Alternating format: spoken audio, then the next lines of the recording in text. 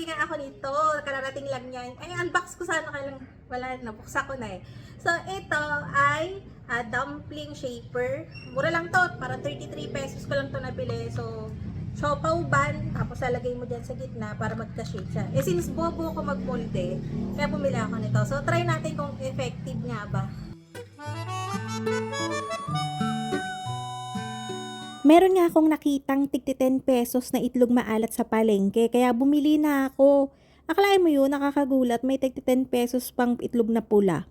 So ayun, dahil nga maliliit naman ito, 10 na yung binili ko, pero kung malalaki yung gagamitin nyo, tama na yung 6 hanggang 7 piraso. Tinanggal ko nga lang yung mga egg yolk niya na maalat.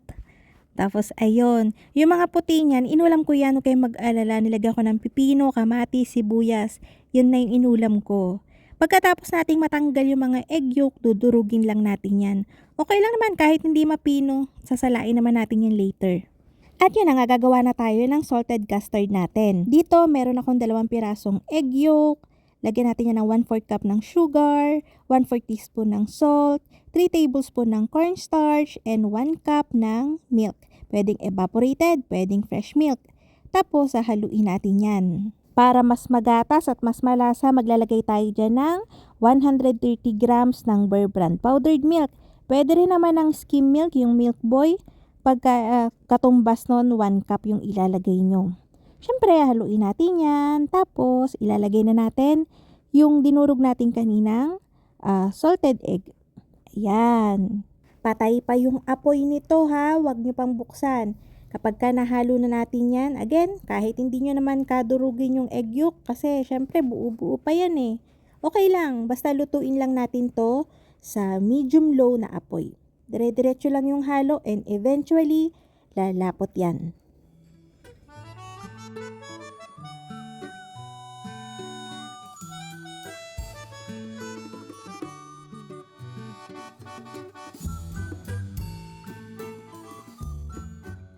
Once na lumapot-lapot na siya, naglagay na ako dito ng 2 tablespoon ng butter. Pwede ang refrigerated margarine o kaya butter compound. Basta yung wag masyadong maalat. Tapos kapag gano'n na, luto na, feeling nyo talagang okay na yung pagkalapot niya. Tatagal yung pagluluto natin dito ng mga nasa 7 to 8 minutes. Yan, pwede na natin siyang salain para mas smooth yung ating salted egg custard. Actually, hindi ako mahilig sa mga matatamis na feeling ng mga steam bun. Ewan ko, hindi bagay eh. Pero ito lang talaga yung nagustuhan kong feeling. So ayun, nilagyan lang natin yun ng cling wrap and lagay natin sa ref para lumamig. Para sa ating siopaw dough, meron ako ditong 350 grams ng all-purpose flour, 155 grams ng cake flour, 2 tablespoon plus 2 teaspoon ng baking powder, yung double acting yung gagamitin nyo para maganda at maputi. 1 teaspoon ng yeast, instant yon, 1/2 cup ng sugar, 1 teaspoon ng salt, and 260 ml ng water. Room temperature lang. 30 grams ng shortening. Yan, lalagay na natin yan. Actually, di ba ito lang din naman yung recipe ko before. Kaya lang, nung nakaraan kasi, di ba meron siyang tanzong? Muntikan ko na makalimutan yung white vinegar, 1 tablespoon. Siyempre, kailangan natin yan para mas ma-activate yung baking powder natin. Ayun nga, 'di ba, nung before meron tayong tanzong. Ang dami nagtatanong bakit ganun, ba't ganyan, hindi naman daw kailangan 'yon. Actually, hindi naman talaga kailangan nun, kaya lang mas napapaganda kasi nun yung texture, nakakapagpa-moist, nakakapagpakintab ng siopaw natin. Pero ayun nga, maganda rin naman yung kakalabasan kahit wala nun. So ayun nga, nung pagkahalo natin ng dough, mamasahin lang natin yan for mga 8 minutes. Pwede kayong mag-add ng flour kung nalalagkitan kayo. Pwede rin naman hindi. Kapag ka may mixer, pwede itong i-mix ng mga nasa 5 to 6 minutes. Sa mga settings na 4, ganon. Yung siopaw dough natin, syempre, mabababa yung gluten ng flour na ginamit natin. So, wag kayong mag-e-expect na makapag-window pane test kayo. Kasi hindi eh. Pero kailangan smooth na yung dough natin. Medyo sticky siya kasi mataas yung hydration natin. Nasa 260 ml eh. So, ginawa ko yun para hindi nga tayo mahirapang magmasa. I-divide ko yung dough natin ng nasa 60 grams each. Pwede nyong liitan, pwede nyong lakihan. Depende na sa inyo. So ayan, after natin yung makat, balutan nyo ng plastic para hindi ma-dry and diretso molde tayo. Wala tong rest-rest. So ayan, ito yung ano natin, salted egg custard natin. Ilalagay ko yan sa piping bag para mas madali natin siyang maipalaman. Ang napansin ko, sabihin ko na kagad dapat pala mas mababa yung hydration no ginawa ko dun sa ating dough kung gusto ko ng may molder para mas kitang-kita yung design. Kasi ito nga, since mataas yung hydration nung ano natin, nung dough natin, medyo malambot siya. Kapag pinush natin siya dun sa ating sa ating molder, hindi ganon ka kitang-kita kahit umalsa siya pagka in-steam na natin siya. Hindi ganon kakita na masyado yung ating design. So, ayun, kung gagawin nyo to, pwede nyong babaan yung hydration natin. Okay lang yon na mga nasa siguro instead na 260 ml, gawin yung nasa 230 to 240 lang yung gagamitin yung water.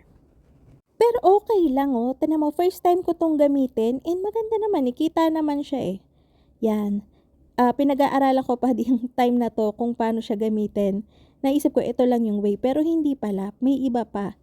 Ang cute din lalong-lalo na sa mga hindi marunong mag-design o mag-fold ng siopaw. Cute na may pang-design ka na kagad kaya nagustuhan ko din siya. For 33 pesos, pasok na, sulit na sulit na. So ayun, akala ko nga ito lang yung pwede kong ganito lang yung way para ma-mold siya. Hindi pala, meron pang iba. Ang ginawa ko, nagbilog na ako, nagpalaman na ako, hindi dito. Tapos kapag kabilog ko niyan, tsaka ko siya didiinan doon, pwede din, maganda rin yung kinakalabasan. Again, feeling ko talaga, and sure pala ako, na kapag binabaan natin yung hydration, pagka medyo matigas yung dough natin, kahit i-steam natin siya, mas kita yung design. So, pag gagawin nyo to at meron kayong molder, yun yung gamitin nyo, babaan nyo yung water. So, ayan, after natin siyang mamold lahat, i-rest ko lang to na mga nasa 20 minutes. Tapos yan, magpapainit na ako ng tubig. Kailangan yung tubig natin ay kulong-kulong-kulo. As in, bayulente yung pagkulo niya. Charot. Yan, ilalagay na natin yung mga siopaw natin.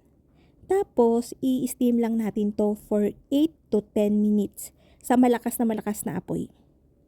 Pasensya na kayo, naririnig nyo ba? Nababothered ba kayo dun sa paghinga ko at saka dun sa boses ko? Meron na naman sipon yung lola nyo. Ewan ko ba? So, ayan. After, nakita nyo lumalaki siya. Ganda, no? Tsaka puting-puti siya. Try nyo yung recipe natin sa mga nakapag-try na. Good job. Sa mga hindi pa't natatakot pa, huwag kayo matakot. Madali lang siya. Actually, no fail to. Kahit buksan mo ng buksan habang nag-i-steam, okay na okay lang. Hindi yan mangungulubot. Maputi-pati siya, tsaka malambot. Kunyari, nakapag-steam ka na, tapos gusto mo i-store, pwede mo siyang i-freezer. Tapos, re-steam mo na lang kapag isa-serve na. Tapos yun, kung pang negosyo, ganun din. I-freezer mo na lang siya pag gumawa ka ng maraming batch and pag ititinda mo na, lagay mo lang sa steamer, 'di ba? Ang lambot nito talaga and masarap talaga yung dough natin. At yun na nga mga kalutong tinapay, sana nagustuhan niyo ating video for today. Magkita-kita tayong muli. Ito pong mga lutong tinapay. Bye-bye!